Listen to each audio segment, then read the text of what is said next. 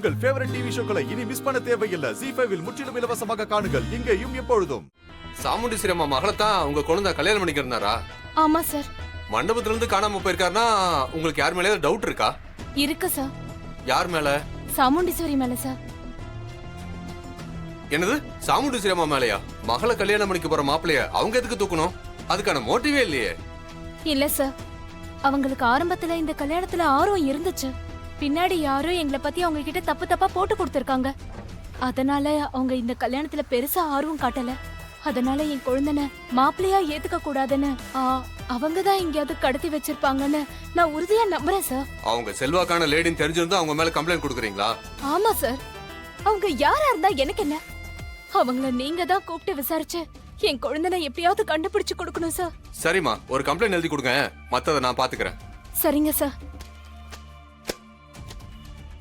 Sir, sir complaint எழுதி கொடுக்க சொன்னாரு. இந்தாங்க, எழுதுங்க.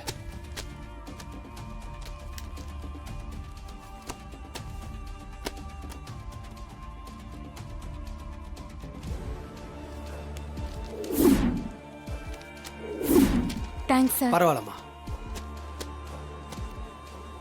இந்தாங்க சார்.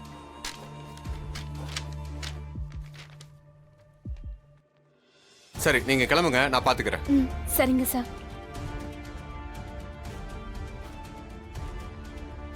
சாமுண்டீஸ்வரி அம்மா அந்த ஊர்லயே ஒரு பெரிய விஐபி. அவங்கள எடுத்தோம் கவுத்தோன்னு விசாரிக்க முடியாது. கொஞ்சம் நிதானமா தான் அந்த கம்ப்ளைண்ட்டை ஹேண்டில் பண்ணணும்.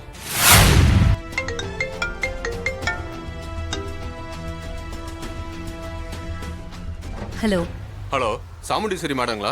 ஆமா மேடம், நாங்க ஸ்டேஷன்ல இருந்து இன்ஸ்பெக்டர் பேசுறேன். சொல்லுங்க. இங்க மாயான்னு ஒருத்தங்க வந்து அவங்க குழந்தைன காணோம்னு கம்ப்ளைண்ட் கொடுத்திருக்காங்க. அவர் காணாம போனதுல உங்க மேல சந்தேகம் இருக்கிறதா புகார் கொடுத்திருக்காங்க. அது விஷயமா உங்களை விசாரிக்கணும் மேடம். கொஞ்சம் ஸ்டேஷன் வரைக்கும் வர முடியுங்களா? சார், அதுக்கும் எனக்கும் எந்த சம்பந்தமும் இல்ல. மேடம், அந்த லேடி உங்க மேலதான் சந்தேகம்னு பர்டிகுலரா சொல்றாங்க மேடம். சரி, ஓகே. அப்ப அதை கிளியர் பண்ணி தான் ஆகணும்னா நான் வரேன். Thanks madam. வாங்க மேடம். மாப்பிள்ள, உங்க அம்மா வந்தா இங்கே இருக்க சொல்லுங்க. நான் ஒரு முக்கியமான வேலையா போறேன், கொஞ்ச நேரத்துல வந்துடுறேன். சரிங்க. அப்பாடா. சந்திரா அக்கா, நீ என் கூட வா. எங்கக்கா? ஏன் சொன்னதான் வருவியா? இல்லக்கா, போலாம். ம்.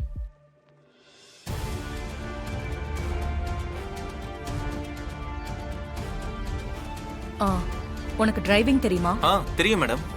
சரி, கொஞ்சம் வெளியே போகணும், வண்டி எடு. சரிங்க மேடம், நீங்க உட்காருங்க.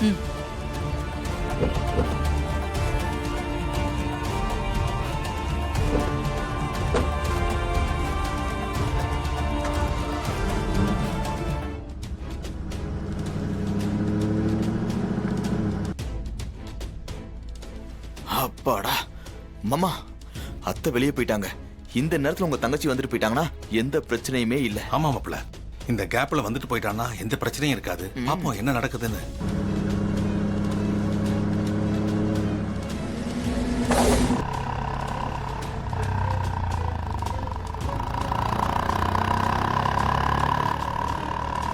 மாப்ள வந்துட்டா நினைக்கிறேன்.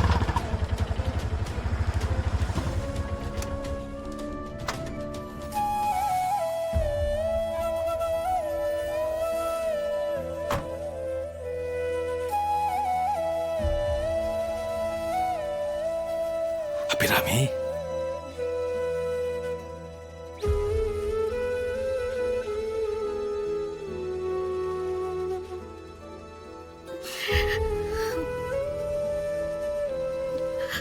அண்ணே. அபிராமி,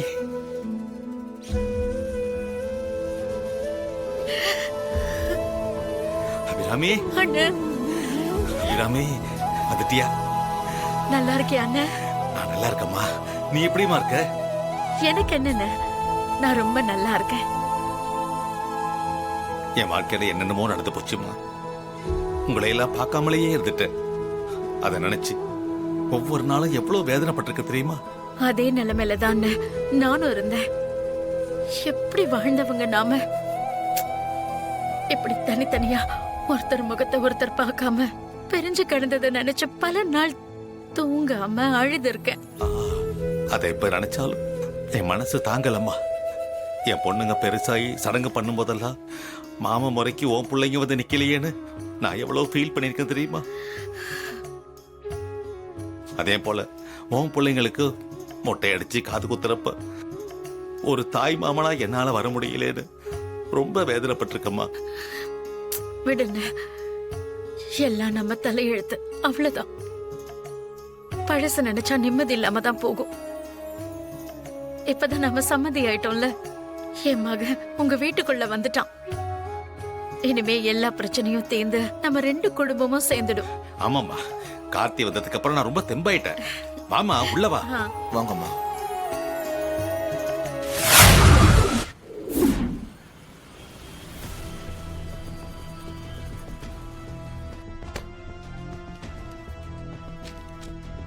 வாங்க மேடம், உட்காருங்க. சார், அந்த மாயா என் மேல பொய்யா கம்ப்ளைண்ட் கொடுத்திருக்கா. அதை வச்சு நீங்களும் என்ன அலைய விடுறீங்க? மேடம், கம்ப்ளைண்ட்னு வந்தா நாங்க விசாரிச்சு தான் மேடம் ஆகணும். அதுக்காக தான் மேடம் வர சொன்னேன். நீங்க எதுவும் மனசுல வச்சுக்காதீங்க. ஏய், நீ தான் கம்ப்ளைண்ட் கொடுத்தியா? நான் தான் கடத்தினேன்னு உனக்கு தெரியுமா? தேவையில்லாம என்ன போலீஸ் ஸ்டேஷன் வரைக்கும் இழுத்து விடுறியா? இல்ல, எனக்கு உங்க மேலதான் டவுட்டா இருக்கு. நீங்க தான் எங்கேயோ கடத்தி கொண்டு போய் வச்சிருக்கணும். அதான் கல்யாணமும் நீங்க நினைச்ச மாதிரி நடந்துருச்சுல. அவனை விட்டுருங்க, நாங்க எங்கேயாவது போய் பொழிச்சுக்கிறோம். இன்ஸ்பெக்டர், இவ என்னமோ நான் கடத்தின மாதிரி சொல்லிக்கிட்டு இருக்கா. இவ ஏதோ உள்நோக்கத்தோட பேசுறா.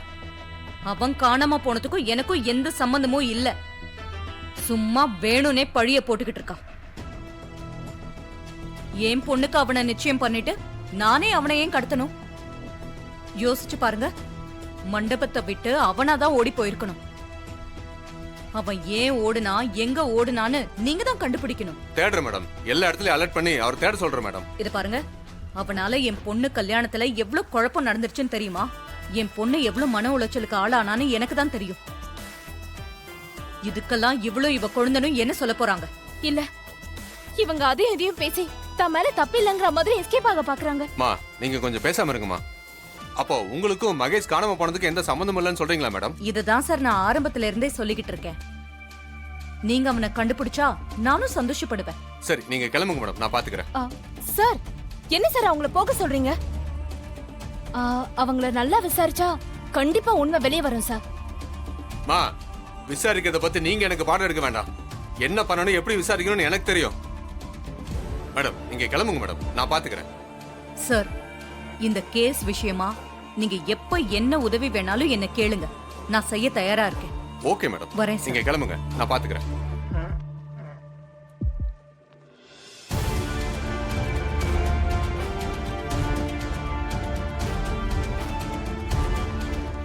ஜீ5 ஆப்பை டவுன்லோட் செய்து அனைத்து எபிசோடுகளையும் இலவசமாக பாருங்க.